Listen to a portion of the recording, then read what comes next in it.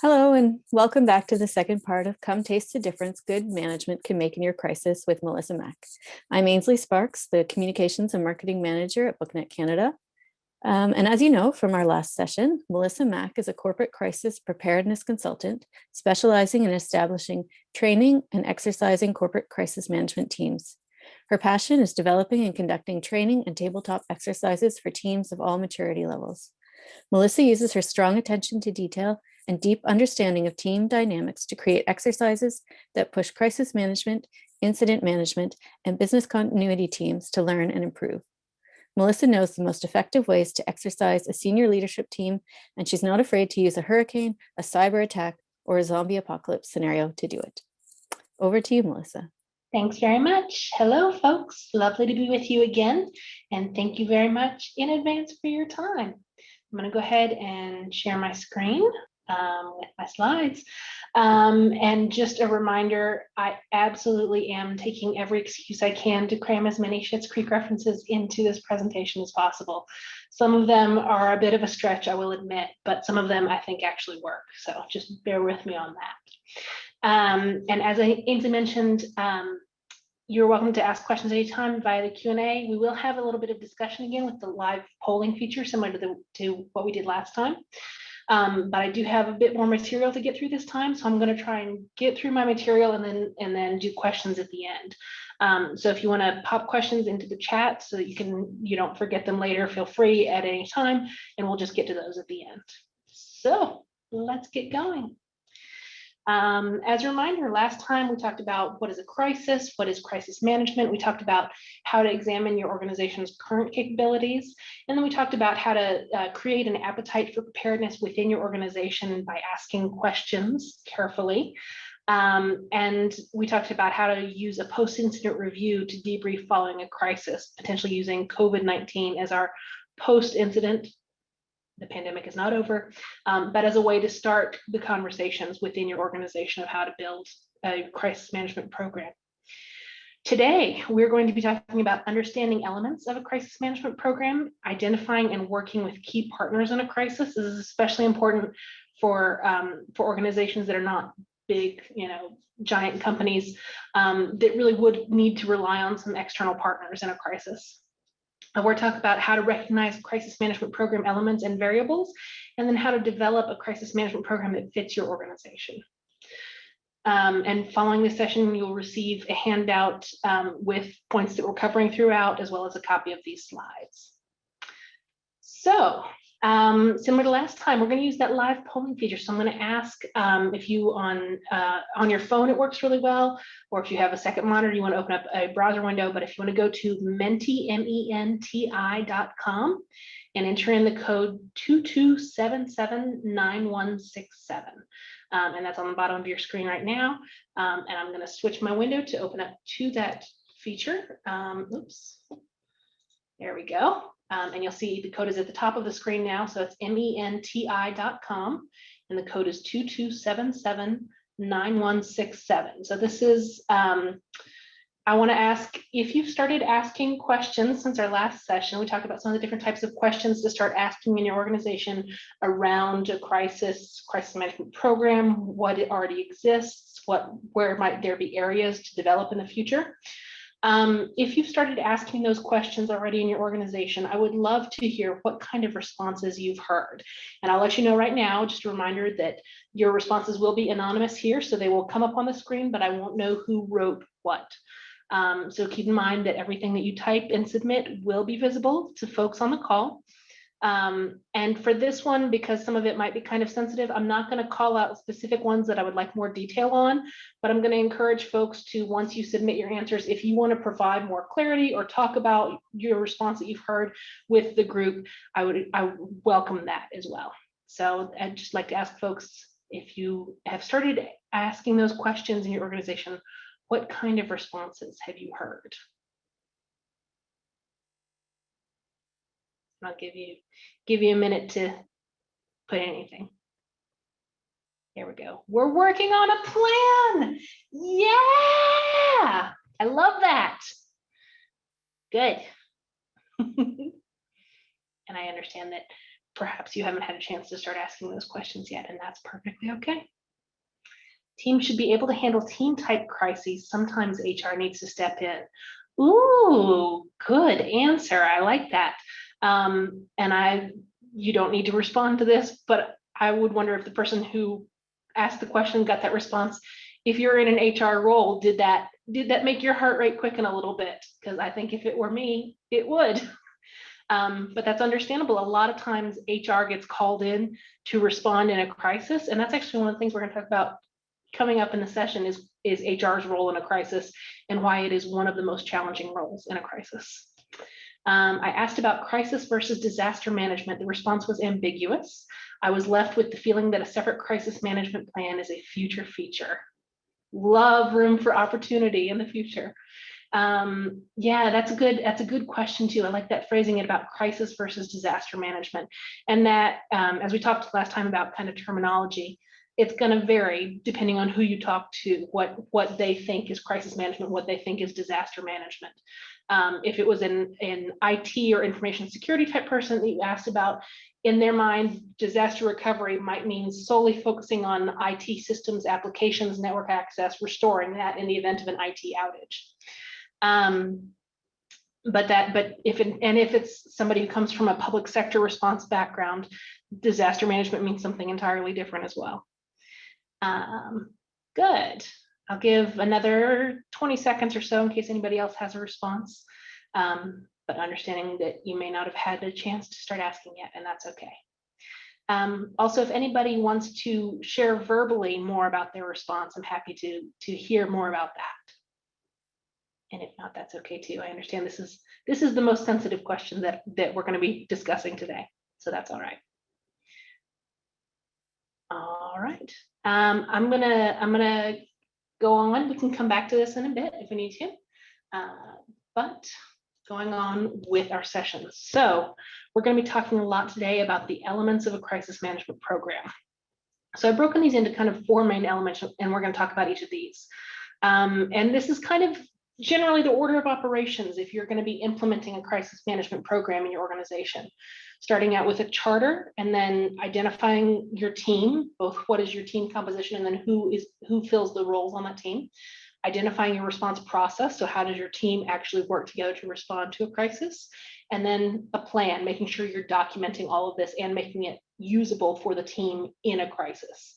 So the charter is really looking at, it might be called a crisis management framework, it might be called a program overview, it might be called program guidance, whatever it's going to be referred to as. I don't have a particular favorite, but it's generally outlining, here's what our crisis management program is, here's the mission of the program, the purpose of the program, and the scope of the program. Mission of your program, much like a mission statement for an organization, you want to keep it simple, you want to keep it relatively short, 1 or 2 sentences ideally, but really focusing on high level strategy. What is this program doing? I typically like a crisis management mission statement that is, this program is intended to protect people, assets of any kind, reputation of the organization in the event of a crisis, that kind of thing. That's generally, I would look for something of that flavor. The purpose of the program, and that's really where you can get a little bit more in depth, and I would encourage priority number 1 is always life safety, because people are the most important thing. And then the scope of the program, and this is where those questions that you're asking and that you will continue to ask becomes more important. You might discover that your organization already has an existing IT disaster recovery plan. They might have an existing crisis communications plan, any existing plans that are already in place, and you want to examine those. Is there going to be overlap between the programs? If there's not, we want to make sure that we're clearly delineating what does the crisis management program cover versus what do other plans and programs cover. And that just takes some conversation and some working out. I'll give you an example. Working with a client recently that we're developing a crisis management and business continuity plan for them. And they have an existing crisis communications plan that and the setup that they have for their crisis communications team was very similar in structure and in function to the crisis management team that we're putting into place, including a lot of the same people in the same roles. But there's a lot of good content in the crisis communications plan, including draft template statements, activation or notification protocols, who needs approval authority for releasing statements, spokesperson training, that kind of thing. So working with them, I certainly didn't want to have them throw away all of that good work that they had done with the crisis communications plan. So we're working on decommissioning that plan, and through revision history, saying this plan will be decommissioned on this date when the crisis management plan will come into play. But then I'm absolutely, with their permission, using a lot of the communication specific content in their plan to incorporate it as resources in the crisis management plan, so that all the good work that they've done is not gone to waste. We're not throwing it away, but then we don't have duplicating plans. We don't have competing teams or overlapping teams, because in the event of a real crisis, a lot of times in the event of a crisis, things can end up in court, in litigation. And if you've got two different plans that are overlapping a bit, that can be a little bit of a liability issue. So we want to make it very clear in the scope section of your program charter or framework or guidance or overview, what the scope of your crisis management program is and what it is not, especially if you've got some existing plans and programs already in place. An executive sponsor. This is typically, you want to make sure that it's very clear who in the organization ultimately is responsible for the crisis management program. I would encourage you to aim high on this. I would ideally want it to be a C-suite level person. That doesn't mean that that has to be the person who is responsible for updating the plan, for training new members, for conducting exercises, that kind of thing. It just needs to be the person who really ultimately signs off on the overall program, and then helps get buy-in from their peers and from the CEO, if it's not the CEO, to make sure that you can really make your program effective, so you get that executive leadership buy-in on the program and support. Identifying the team, we'll talk about figuring out which roles and responsibilities to cover. And then, as I mentioned, the process is how the team actually works together to respond to a crisis. And we'll talk a little bit about planning as well, what you need, what the plan should look like and how it should function. So going into the program charter in a bit more detail, as I mentioned, it is lays out the mission, the purpose, and the scope of the program. We want to make sure that we've got a clear executive sponsor. A question that we get asked a lot is, what role should that executive sponsor be? Should it be the head of HR? Should it be the COO? Should it be the CEO? Should it be the CFO? Should it be the head of IT, information security? And there is no one definitive answer. It's gonna depend on a lot of variables, and this is where you're gonna have to figure out what's right for your organization. I would recommend that it is a very, very senior level person, ideally the CEO or one of their direct reports. So somebody at the very top levels of the organization. It needs to be somebody who's well respected throughout the organization and who has got some sway, some clout, that people really turn to for guidance and for leadership, and that they respect the decisions that they make and they respect their leadership. So part of it is personality driven too, something to consider. And you also want to make sure, for that reason, you want to make sure it's somebody who can convince people to buy into the program, to participate in trainings and exercises, that kind of thing, so that if it's meant to be, they'll come around. That was my Schitt's Creek reference.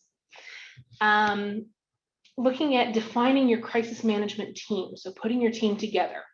A couple of caveats that I want to throw in here. No one person should fill more than one role. We only want people to wear one hat at a time. And I know in smaller organizations, that's going to become increasingly difficult because you don't have that many people. So we'll talk about some ways to work around that. Ideally, you'll want to have a primary and an alternate person identified for each role in the team. And that's in case there is an ongoing response that requires 24-hour coverage. You don't want somebody that's activated and responding for 24, 48, 72 hours in a row, because people need sleep. You do not want them making strategic level decisions in a crisis on no sleep. So we want to make sure that we have a primary and an alternate identified in the event of a sustained response, or in the event that somebody is out on vacation or is out sick. We want to make sure that we've got the ability to have full coverage, to have every role on the team filled at all times. External partners can be team members as well. This is big, especially for smaller organizations. If there are external partners that you would turn to normally in a crisis to assist, then we want to make sure that we're bringing them into the planning and training process so that they can really become familiar with the program. If it's an area where they might need to have input specifically on their role, you want to allow them to have that input on their role, not necessarily on the entire crisis management program. And I'll give you a couple of examples of that as we come to it. And finally, you want to make sure that all stakeholder groups are represented. We talked about this a little bit in the last session, but thinking through stakeholder groups in terms of, if my company has a crisis, who are the groups that could potentially be impacted by my company's crisis? It could include employees, it could include customers, it could include community members, etc. So I want to do a little bit of another brainstorming session with you. Going back to Menti, so if you keep that same browser window open on your phone, it should update now to this slide. And again, if you closed it, that's no problem. You just go back to menti, menti.com, and use the code 2277-9167. So this is one that generates a word cloud for us, so you can answer as many times as you would like. But I want you to think through who some of your key partners might be in a crisis response. And this is people external to your organization, so not employees of your organization. So if your company were going through, or your organization were going through a crisis, and you can think through various types of crises as you keep this in mind, who might you call upon to assist in a crisis? So this is somebody who might serve as a member of your crisis management team, or they might not. You might just be collaborating with them, working with them in a response. So I encourage you to just kind of throw out some ideas of who those external partner groups might be, or roles. Good. Board member is a very key one. I'm so glad that came up. Keeping in mind that in a crisis, if your organization has a board, they're going to want to know what's going on. So you're going to need to keep in mind who on the crisis management team is going to be responsible for communicating with the board. Hosting companies, good. Stakeholders, yep, all your stakeholder groups, board chair specifically. Government officials, that's a good one. That's a big external party that you want to keep in mind who's going to be communicating with government officials. IT consultant, absolutely, especially if it is an IT or information security type of crisis. Authors, yep. Printers, key accounts, lawyers, yes, lawyers. So this is a big one that we see a lot in crises, especially, well, not just smaller companies, big companies too, frequently turn to external counsel. So law firms that may specialize in whatever type of scenario. So if it's a data breach, you will typically, you might need to work with a data privacy law firm. If it's something where you've got employees who are injured or worse, killed, you will make sure you want to work with employment law, that kind of thing. So whatever type of external counsel is appropriate for the situation, you want to make sure you're engaged with. That said, when you're working with external counsel, I do want to make sure that this is one specifically where we want to invite them to provide input in the planning process, if appropriate, from a legal perspective, but they do not drive the bus. That is why you're going to have a CMT, a crisis management team leader. And you want to make sure that your external counsel firm, your external legal firm that you're working with, is not driving the strategic response. They can certainly provide input and guidance and counsel. That's their job. But some external counsel firms will sometimes try and say, no, here's the response you need. And then it becomes their response and not your organization's response. But these are great responses. Communications, yes. So that's a communications strategist in particular. If it's depending on the size of your organization, the number of people in your own internal communications department, the nature of the crisis, the magnitude of the crisis, you might need extra hands. You might need extra support in communications. If you've got a PR agency of record, that would be a good external partner to bring in the planning process, that they're familiar with your crisis management plan and response process, and they can be called upon in time of a crisis to respond immediately, and they don't have to get spun up on how the program works. They're already familiar with it. Again, this is one of the ways that we're trying to remove obstacles to a crisis response in advance. This is great. So looking at some of the other responses, printers, funders, accountant, Landlord. Ooh, that's a big one. I want to talk about landlord. So if there's some kind of, if the crisis is something that's physical in nature impacting your workplace, your office, your facility where you work from or where people work from, assuming that people are working in the office or the facility, then you absolutely want to make sure that your landlord is involved. If your company does not own the property, it might be a property management firm, it might be a landlord. Keep in mind that if you're in a shared building with other tenants, that they might need to be notified, if not, and that might be through the landlord or through property management. That can be a good way to work with them. Great responses. Workers' compensation. Ooh, that's a big one. Yeah, that would be, and depending on how your organization is structured, that might be HR working with them, that might be legal working with them, that might be external counsel, employment lawyers working with them, depending on how your organization is structured. But this is, yeah, really good responses. One thing I don't think I've seen yet, union is a big one. If your workforce is unionized or at least partially unionized, you're going to make sure that you need to consider employment relations and who are you working with in terms of that. Are you communicating directly with the union, that kind of thing. I don't see, and one thing to keep in mind, so not necessarily part of your crisis management team, but certainly a key partner that you might work with in a crisis could be local first responders, police, fire, medics, that kind of thing. So depending on what the crisis is, you might be working closely with local responders. And ideally, they will come in and use an incident command system. So they'll have an incident commander on site, and it's typically either the first responder that shows up on scene, or then sometimes the highest level official that then arrives on scene. So ultimately, the fire chief or the police chief becomes the incident commander. You'll want to make sure that you have somebody on your crisis management team who is communicating directly with the incident commander if there's incident command set up in kind of a mass disaster, mass casualty situation, or have somebody who's communicating directly with the incident commander have a point of contact on the crisis management team to relay information back and forth. This is especially important if there's going to be if there are injuries or casualties of any kind. These are really great suggestions. Well done, folks. I'm going to move on to the next question. Thinking through similar, and some of these answers may be the same, some of them may not, but what stakeholder groups should you be thinking about in a crisis response? So this is that question of identifying who all of our stakeholder groups are. So these are the groups that could potentially be impacted by a crisis that your company might face. So, you know, if it's my company, authors, yes, big one. Authors are absolutely a stakeholder group. Employees are a big one. Customers, good. Retailers, publishers, staff, yep, good. This is great. Key accounts, yep. This is great. I like that employees is the biggest one. That's nice. And I would hope that's your focus, is your people. Service providers, sponsors, indie bookstores, yes. Provincial association, good one.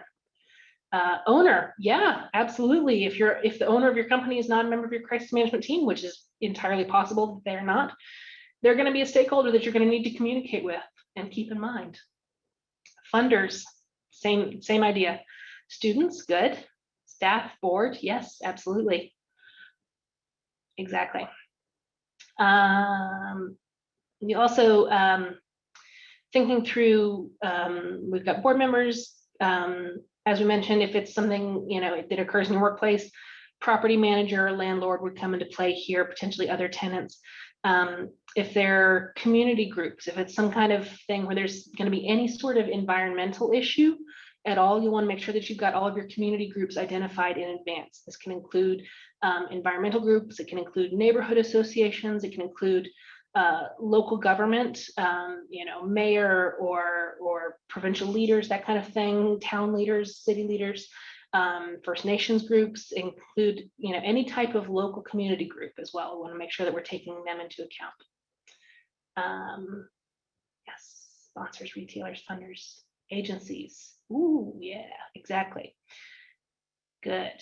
So yeah, I'll let y'all spend for another few seconds on this, thinking through who are those potential stakeholder groups that we need to think about in a crisis. mentioned landlord, property manager. If there are any regulatory agencies, if that kind of thing. So government, regulators, privacy office, yes. If you have a data breach, does somebody on your crisis management team know who to notify of a data breach? That's a big one. Good. The public, yes, exactly. So how are we communicating with the public? Is it, thinking through press releases? Is it social media statements? Is it we have a designated spokesperson who's speaking at a press conference? How thinking through what are the various ways that we communicate with the public? Yeah, great work, folks. All right, I'm going to move on. I'm concerned for time. So going back to thinking through crisis management team, and again, this next graphic may strike fear into your heart when you first see it, especially if you work for a smaller organization. So I'm going to remind you now to take a deep breath. It's going to be okay. But this is ideally the roles that I would encourage you to at least start with for shaping your crisis management team. So you want to make sure that you've got your team leader identified. That should be someone who is well respected, has a broad purview of the organization and how it operates, and that's a lot of it is personality driven too. Is who's going to be a really good leader that everybody in the room turns to and follows their guidance and pays attention to them, listens to them, for any kind of approval required in a crisis. Some of these, you may say, we have one person who covers legal and communications and HR in your organization. We'll talk through that. Don't worry, it's going to be fine. And some of these, you're going to think, well, that doesn't apply to my organization. And you can think that, but I'm going to make a case for all of these. So I'm just going to start at the top and go around. Legal. Because of the nature of crises and the fact that things can end up in court, you want to make sure that you've got a legal person, a lawyer, on your crisis management team. This is a good one where if it's a smaller company, you might not have in-house counsel, turn to external counsel. That said, you do want to, as best you can, establish that relationship in advance. Allow whoever is serving from your external counsel, who has the strongest relationship with your company, to be involved in the training process and the exercising process, so that you're not trying to form new relationships in a crisis, which is one of those obstacles that we want to try and remove. It is time consuming, and it's just better to know who you're working with in advance, and so that they know how your process, how your team operates. Communications, and think through for your organization too, both internal communications, so to employees, and then external communications to media, to customers, to suppliers, etc. So anybody that's external to your organization. And that, depending on how your organization is structured, that might be the same department, it might be the same person, it might be split out, but thinking through communications is one of the two hardest roles in a crisis because there is so much work to do. There's so much writing that needs to be done. There's so much speaking that needs to be done. There's so much prep of spokespeople that needs to be done. There's so much receiving and filtering and discerning and analyzing information that needs to be done as well. So keep in mind that communication goes two ways, and sometimes more than two ways in a crisis. So that's one of the reasons that a lot of times a communications function might have more responsibility than just communications in your organization. We really want to, as best we possibly can, have the communications role on your crisis management team be a dedicated communications role. If it's a smaller organization and you need to rely on your PR agency to fill that role, that's perfectly fine. That's an option. But do bring them in the planning process, in training and exercising, so that they're familiar with your team, you're familiar with them, and we can, again, remove all those obstacles in advance. HR, human resources, is the other one that's the two hardest roles in a crisis. It's communications because of the volume of work, and HR because their role in a crisis is so vastly different from their normal role on an everyday basis that it can really throw a lot of people off. So that's why I really, really, really strongly encourage that you have a dedicated communications CM team member and a dedicated HR CM team member. And do not let it be the same person. I know that is so tempting in smaller organizations because you don't have the staffing and you just don't have the bodies, and you've got to find a way to separate them because it's not helping them be successful in a crisis. And they're the two roles that you really need to be successful in a crisis. HR is their role in a crisis is so vastly different than their normal day job. They don't normally have to notify families that people are injured or killed. They don't normally have to pull out benefits information at the drop of a hat.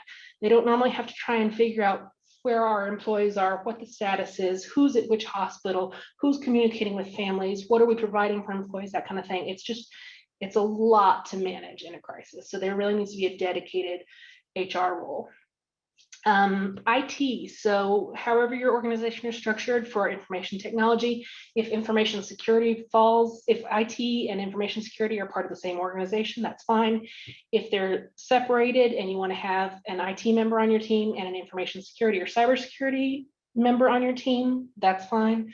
But generally thinking through, there's kind of two aspects here to consider in a crisis. Is IT so structure, network access? Does everybody have network access? Do they have the equipment that they need? Do they have laptops or computers, phones, that kind of thing? And then think through, if it is a cybersecurity type of crisis, obviously you'll need that cybersecurity knowledge and that communication between the crisis management team and the cyber incident response team, and if you're bringing any cyber vendors in, forensics vendors, that kind of thing, to communicate between the crisis management team and those teams. Keeping in mind too, that a lot of times, because information security people, specialists, really, they're very, very subject matter oriented. They tend to have very deep knowledge in their area of expertise. I've seen that in more than one organization. Sometimes they're not quite as able to communicate with the rest of the business what the impacts are. So if there is a network outage and it's related to a cyber attack of some kind, you want to make sure that they have practice communicating with the rest of the business what to expect, what's out, what kind of applications are impacted, and then when to expect those might be back. Conversely, you want to make sure that the rest of the business represented on the crisis management team is able to communicate with your IT leader, with your information security team, to help prioritize recovery of applications and processes, that thing. Hopefully they've got that worked out in an IT disaster recovery plan in advance. But if not, then we want to make sure that we're communicating smoothly between the crisis management team, and if there's a cyber incident response team or a disaster recovery team, prioritizing which applications to really focus efforts on getting back up and running first. Finance, this will be one of the first ones that you will want to say, no, we don't need a finance person on the team. If this is something that perhaps you're a smaller organization and you want to have finance and operations covered by one person, I understand that. I'm willing to let that slide. I don't get a say in your team. This is just me giving you my best practices. But you want to have a finance person on the team because crises can get expensive. You want to make sure you're tracking costs properly, keeping in mind who you're going to ultimately be reporting to. If you've got a board of directors, the board is going to want to know, how much is this crisis going to cost? If you've got shareholders or investors, they're going to want to know the same thing. So making sure you're tracking costs appropriately for the crisis, and making sure that we've got funding available for anybody who's responding to be able to respond. If we need to increase credit limits on credit cards, if we need to access petty cash to really kind of solve those very quick needs to bring assistance to people and to help fund the response, then we want to make sure we've got somebody on the team who's tuned in to the crisis management team's strategy and priorities and who can make it happen from a cash perspective. Safety. So this can be any combination of safety or security or facilities or administration or whatever kind of function you've got in your organization to focus on physical safety, physical well-being, facilities, property, that kind of thing. So if there's any kind of physical damage aspect to the crisis, you want to make sure that you've got that person represented on your team. Again, however it's structured within your company, within your organization, if it's an environmental health and safety person, if it's a physical security person, if it's a facilities manager person, I don't have a preference, whatever works best for you and your organization. Sales, this can be sales, it can be marketing, it can be commercial, it can be development, it can be revenue. Ultimately, what we're going for with this sales role is who owns the relationship with your customers. So who can communicate with your customers in a crisis. And that's really the main thing, is that we want to make sure that we can communicate, again, with all of our various stakeholder groups that might be impacted. Customers are a big stakeholder group. We want to make sure that we can communicate effectively with customers in a crisis. So whoever owns the relationship and would be communicating normally with customers, we want to make sure that they're represented on the crisis management team. Operations, this might be one that doesn't apply to your organization. If not, that's okay. This might be one that's folded in with sales or with finance or with safety facilities. I'm okay with that depending on the size of your organization and how you're normally structured. But some companies are large enough where they really need to kind of separate out that role for operations. So if there's a crisis that is going to disrupt your business operations, we want to make sure that we understand which operations, which processes are disrupted, and what do we need to prioritize to get them back up and running. And then finally, we have a scribe. Sometimes this can be an information manager, sometimes it's a scribe, but you want to make sure that you've got somebody dedicated to documenting the crisis management team's response. Again, this is largely, well, two big reasons. One is for litigation purposes. If this is something that ends up being called into court over time, you want to make sure that you've got really solid documentation to show what the crisis management team was working on, when they were working on it, that they had their priorities identified, that they had action items identified and assigned to people, to really make sure that we've got that documented cleanly. You'll want to make sure that your scribe is working closely with your legal representative to really clean up that documentation. Keeping in mind that even if everything is documented as privileged and confidential attorney-client privilege, it could still potentially become discoverable and become evidence called into court. Again, disclosure, I'm not a lawyer, but I've seen it happen for companies. So work with your legal counsel to make sure that you've got your documentation solid. The other main function of having a scribe is so that everybody else on the team has the most up-to-date information, especially if it's a prolonged response, if it's over multiple days or even weeks. You want to make sure that you can allow for shift changes, which is why we want to have an primary and alternate identified, so that scribe can generate, here's the summary of the crisis management team meeting, here's the information that we have in this meeting, the facts that we know, here's our team's priorities at this time, here's the action items that we've assigned, and here's who's assigned to each action item to carry them out. And that can be distributed to the crisis management team members. It's a good way to just remind everybody coming out of the meeting as well what their action items are and what the team's priorities are. I have been doing a lot of talking, and I apologize. The pollen here is really bad, so I need to take a sip of water. I would also love to pause for questions. If anybody has any questions at this point, I would love to hear them. And Ainsley, if you wouldn't mind, if there's any questions in the chat, if you could call those out for me. But I'm going to pause for a moment for water and for questions. I'm going to keep on going forward. And again, please feel free if you have questions to put those into the chat, and then we'll ask for questions again at the end. So your crisis management process. This is the next big element of your crisis management program. This is thinking through how your crisis management team actually operates. It includes how your crisis management team becomes aware of a crisis or a potential crisis. So how do these notifications come in? And I'm going to let you know right now, this is a big one to solve. This can take some work. So I encourage you to rely on anything you've got existing. The common thing you'll think of is emails, phone calls to managers, et cetera, that kind of thing, letting somebody up the chain know that something is off, something is wrong. You'll also want to think through if there is a reporting mechanism for employees to report things anonymously. If you've got an ethics hotline already in place, you can absolutely use that to your advantage. Just making sure that if it's something that's an ethics hotline and it's monitored or answered by a third party, you want to make sure that you're working with your third party so you can quickly triage those incidents to get them up to the crisis management team as needed, as appropriate. So thinking through who within your company receives the reports from that ethics hotline third party and then takes those to the crisis management team. This is a big one, notification, how a company becomes aware of a crisis. This is thinking through also how the CMT responds, and how the CMT sustains a prolonged response. Again, that's why we want to make sure we've got a primary and an alternate in each role, ideally.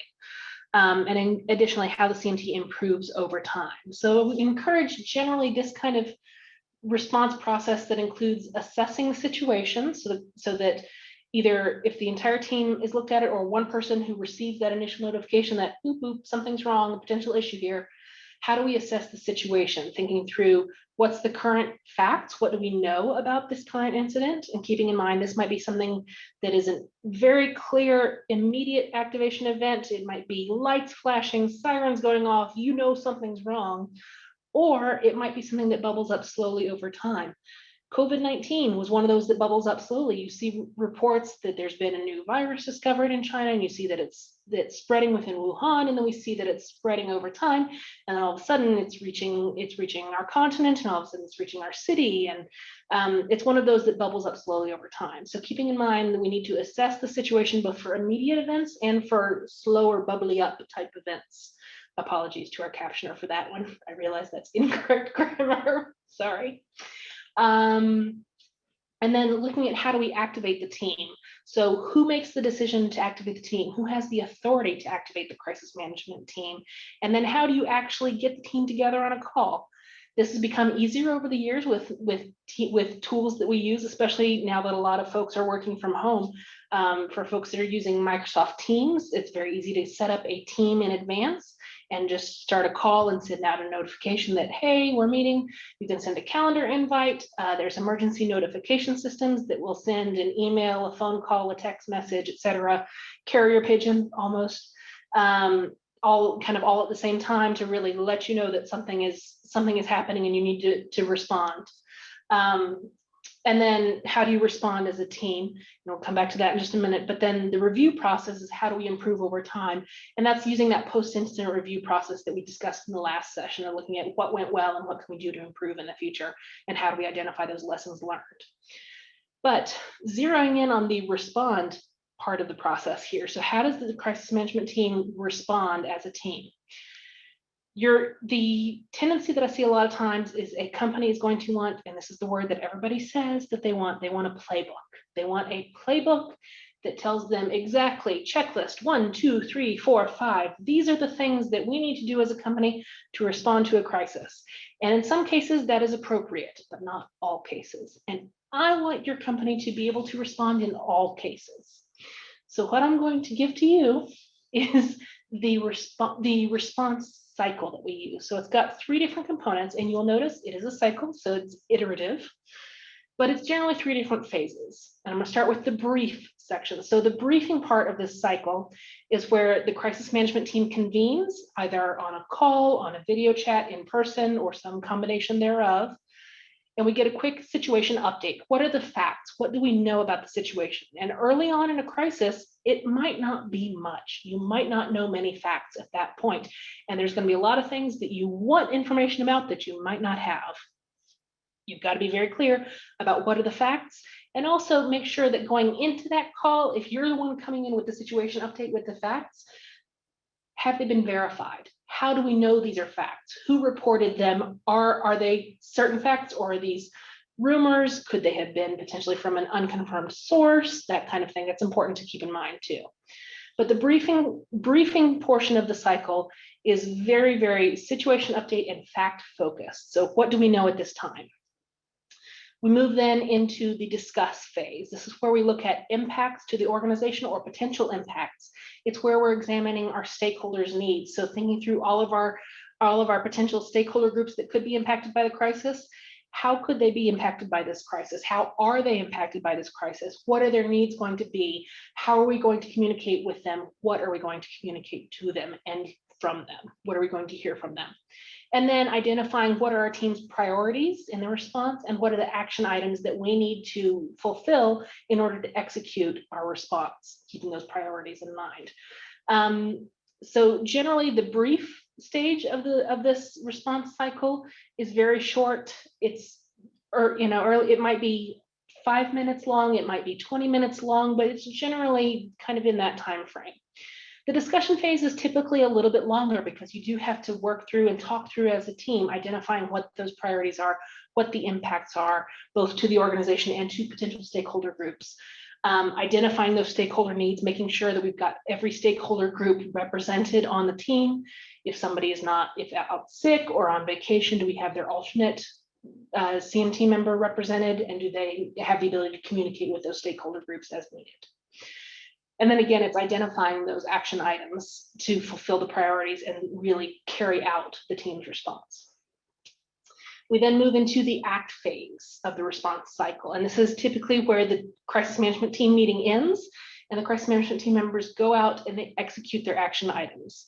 They may need to work with other staff members, other external key partners to execute those action items. They'll also be gathering new information about the crisis as the situation unfolds, as more information becomes known. This is where hopefully you've got eyes and ears on the ground, listening and looking and learning new things. If you've got a PR agency of record, this was a time where you were asking them to monitor media for you and then receiving analysis from them. What's the narrative like? What are people saying? That kind of thing. And this is, because it is a cycle, this is intended to iterate as many times as needed until the crisis is resolved. Typically, the first iteration of a cycle will take about an hour to get all the way through the brief, discuss, and act phase. That's a very, very soft guideline. It might take half an hour, it might take 3 hours. But generally, you'll go through that first cycle, and then you can have a better sense of how the crisis is unfolding, how much external attention is occurring, what are the needs of all of your stakeholder groups, that kind of thing. And from there, you can use all of that information to help determine the cadence of the response cycle going forward. So you might say the crisis management team needs to meet at 9 a.m. and you start the briefing process at 9 a.m. We start the discussion process at 9:15 a.m. And then at 9:40 a.m., for example, we go to the act, we end the meeting and we go out and carry out our action items. Maybe we need to come back at 11 a.m. for the next crisis management team meeting and we start with the briefing cycle again. We get an update on the situation. What do we know now? What are the new facts? Are there any facts that have been confirmed as true or confirmed as false? Get a quick another update on the situation. Go back through the discussion phase. Do we have any new potential impacts that we had not previously identified? Have we talked with our stakeholder groups? Have we heard their needs? Can we anticipate any additional needs? Do we need to adjust our priorities at all? Do we need to adjust our response based on any new facts or new information? And then what's the status of the existing action items? Are any of them closed out? Let's document when they're closed out, who completed them and when, and that's important for the scribe to capture. And then do we need to assign any additional action items or update existing action items? And then we decide to when the next crisis management team meeting will be. Let's say we'll meet again at 4 p.m. this afternoon. And then we end the crisis management team meeting and we go out and act to execute those action items, gather more information. So in this instance, you have got potentially 3 iterations of this cycle in one day. Maybe you don't need to meet again that day after 4 p.m. Maybe you decide we're going to reconvene tomorrow morning at 10 a.m. It's totally up to the team to decide how often we need to convene. If it's a prolonged crisis, your crisis management team might be meeting once every 3 days. They might be meeting once a week.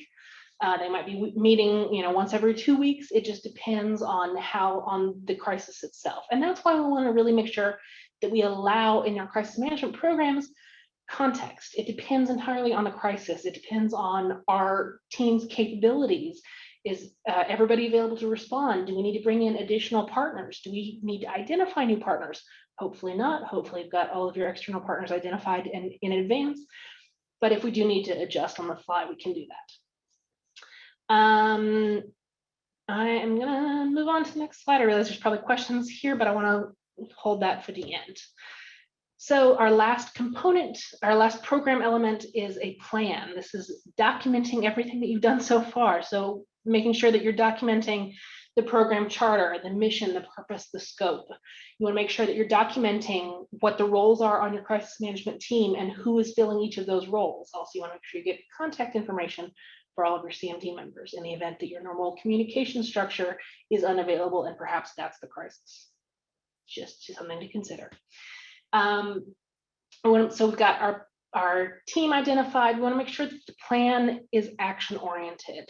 And this is something that I see in a lot of plans, is that it's documentation, but it's not action oriented. And it sometimes doesn't have a specific audience in mind or user in mind. So as you're developing your crisis management plan, you want to keep your end user in mind. Who's going to be using this plan and what do they need? What format is going to be most helpful for them? Keeping in mind that depending on the type of crisis, perhaps your internal network where you store your plan is not available. So perhaps we need a printed out hard copy as well. Just things to consider. I would encourage also, in order to make your plan action oriented and actionable, is that you create checklists that direct the crisis management team members to follow your response process, to follow that brief, discuss, act cycle. And you can include checklist items for guidance there. So especially for specific function on the team or specific role in the team, for your finance person, your finance member, for example, you want to direct them to consider if credit limits need to be raised, if banks need to be contacted, is payroll going to be executed as normal? That's a big one. You want to make sure that your people can still get paid. For HR, you want to make sure that they're considering, do they need to adjust messaging to employees? Do they need to reach out to family members? That kind of thing. So you want to make sure that those checklists all are geared towards keeping the CMT members following the response process at the same time. I want to very strongly encourage you to make your crisis management plan scenario agnostic for many of the reasons that I've discussed. I know everybody wants a playbook. Everybody says they want a playbook. What they really need is a scenario agnostic plan. That's not to say that you cannot include resources in your plan that are scenario specific, because you absolutely can. I love that idea. If you have got a production facility that's on the coast in a very hurricane prone area, you're probably gonna want to develop a hurricane plan or some hurricane guidance, because it's got that advance warning issue where you've got hopefully a few days notice that there's potentially a large storm coming. What do we need to do to prepare our facility for that? What do we need to do to get our people to safety? But then also the response that follows on that. It can be good to have scenario specific guidance for a data breach, especially notifying if we need to work with external partners like forensics firms, with notifying law enforcement of any kind of privacy issues, of data breach issues, that kind of thing. So you can absolutely have scenario specific items. I would encourage keeping those as kind of a resource rather than as part of your checklist for each CMT member. So in general, keep those CMT member checklists scenario agnostic, but then you can include scenario specific information to supplement. Your plan should also be used in training and in a response. And hopefully your team will become a well-oiled machine to the point where they might go through an exercise or even a response and not crack open their plan. I see that happen quite a bit. I'm not mad about it. If they have got that deep knowledge and understanding of how the plan and the program works, I'm okay with them operating from muscle memory, as long as they're actually operating from muscle memory. They've received the training, they've participated in the training and the exercises, and they have that deep understanding of the program. But that said, you want to make sure that you want to encourage them to use their plans, to open their plans, to use their plans in your training, in your exercises. And you can also design your training and exercises in a way that encourages them to use their plans. Sometimes I like to give assignments to people based on, to direct them to a specific part of the plan, depending on what the objectives of the exercise are. But ultimately, you do not want your crisis management team members acting like disgruntled pelicans. You want them to be running in the same direction at the same speed following that response process. I feel like I made that Schitt's Creek reference work fairly organically. Do we have any questions at this point?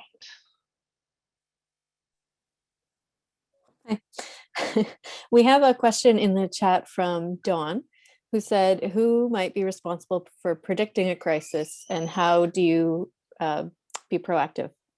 Great question. It depends on your organization. A lot of times, if you have a risk management department in your organization, they're gonna own that or attempt to own that in terms of predicting a crisis. Sometimes it's going to be if you have anybody in your organization that's doing any kind of event monitoring, global event monitoring, if you rely on a third-party service to give you event monitoring, if you have somebody monitoring for severe weather, it all depends on your organization, on how your organization is structured, what kind of resources and people you've got in place already. Sometimes it might be all external. It just depends, but I would encourage you to think through as many different possibilities as you can for who might predict a crisis, with the caveat that some crises you cannot predict. I've got friends in Texas who, with the winter storms there in February, did not predict that they would ever go a week without power or water in their homes. And because of I work in crisis management, I know people in Texas who also work in crisis management who were not able to respond for their companies that they work for because they were dealing with it on a personal level as well. An example of why we want to keep the plans scenario agnostic as possible. But thinking through trying to predict a crisis, a lot of that is kind of done in the risk management work, thinking through what are the largest risks to our organization, both potentially high probability risks, the ones that are most likely to occur, and then also high impact risks, maybe less likely to occur, but would have a very large impact on our organization. And there's all sorts of forecasts and modeling that you can do to try and map out that risk scenario, risk management process. And then obviously for some of those, you want to try and buy insurance if needed. Sometimes you can risk accept with the organization. You can try and focus on planning to shift work to another location or having people work from home, depending on what the risk is and how your organization is structured. So there's a lot of different techniques you can use to try and mitigate risk as best you can. And sometimes it's a combination of techniques. And a lot of that work is involved in business continuity planning, trying to identify what are the risks to our organization, what strategies can we identify in advance in the planning process to try and mitigate those risks. I'm a fan of business continuity plans that identify risks in advance, identify what the impact of the organization might be if those risks came to fruition, and then have various strategies identified in advance so that depending on the actual context of the situation, you can plug and play strategies as needed, as appropriate. So that's a really good question. And I would love, if there's a follow-up question, if I answered that sufficiently for you. I feel like I kind of rambled and gave a lot to you there. That was great. But a follow-up question would be if, let's say I make widgets and I have a supplier. I depend on that supplier and a number of others, but there's one particular supplier that's in crisis. How often would an organization share a crisis playbook with another if, say, that supplier is a small firm and just hasn't thought this through? Great question. And there is a really big push within the past couple of years, and especially since January of 2020, for looking at supply chain risk management. So what do our suppliers have in place in a crisis? We encourage companies to talk to their suppliers and to, if they don't have language in contracts with suppliers in place already, to, as the contracts come up for renewal, to include that language. So making sure that your suppliers have a business continuity plan in place, that they've looked at risks, that they're accounting for and being able to mitigate risks to their company, to their processes, to their ability to deliver goods and services and widget components to you. That said, you can ask all day to see their business continuity plans. I would be very surprised if they ever actually show you the whole thing. Because a lot of that is sensitive information to a company and they don't want to give away all of their secrets. However, it can be really helpful to have, when we talk about a crisis management program charter, business continuity documents can have program charter as well. So identifying what does our business continuity program look like? What are the risks that we accept? What's our recovery time objective? So we've accounted for all of our processes being able to recover or to get them back up and running in the event of a disruption within this amount of time. And then looking at, is that amount of time acceptable for Widgets Incorporated? So if your supplier says we can have all of our processes back up and running within 5 days, if you need that widget component within 3 days, then it's going to necessitate further conversations with your widget supplier. So it's a great question. I don't have an easy answer for you because it does not exist in the world yet. It is becoming more and more common to have those conversations and to see those kind of program documents and to start asking more detailed questions of suppliers. You all know I'm a fan of asking questions, and that's a really good opportunity to ask questions, knowing that the tendency, if you've got a customer, so if Widgets Incorporated comes to me and I'm the supplier and they're asking to see all my business continuity plans and they want to know what my recovery time objectives are and recovery point objectives are, I'm going to get a little bit nervous because I don't want to reveal all of my cards, probably. So that's why I encourage it through conversation initially and really establishing those relationships in advance, becoming more comfortable, and then hopefully seeing program documentation, and then through contract languages. What are your SLA agreements? What are their recovery time objectives that they can meet, that kind of thing. And then also looking at the potential of identifying more than one supplier if necessary. So if supplier A is not going to be able to meet your needs in the event of a disruption to them, do you have an alternate supplier identified? If so, do you work with them on a normal basis? Do they normally supply things to you, in which case you might need to ask them to ramp up production or services to meet your needs? Does that answer your question? Yeah, thank you. That was great. Happy to ramble. Yes, that was a great question though. Any other questions?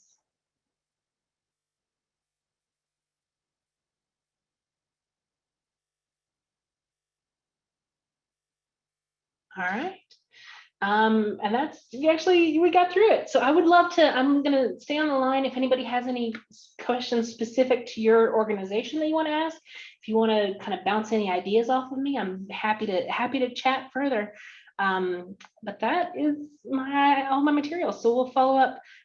You'll get a copy of these slides, including the results of the Menti polls. You'll see those in the slides as well in the handouts. And there's a handout that outlines the 4 crisis management program elements and kind of the different aspects of those and how you might tweak those for your organization. Great. Well, thank you very much, Melissa, for this fantastic workshop. And thank you for speaking at this year's Tech Forum. We really appreciated having you. My pleasure. And I'll stay on the line if anybody wants to chat further. So thank you all very much. And thank you to BookNet Canada for a wonderful conference. I really do love speaking at Tech Forum. Y'all are great. Thank you. And lastly, we'd like to thank the Department of Canadian Heritage for their support through the Canada Book Fund. And thanks again to Melissa and to all of you for attending.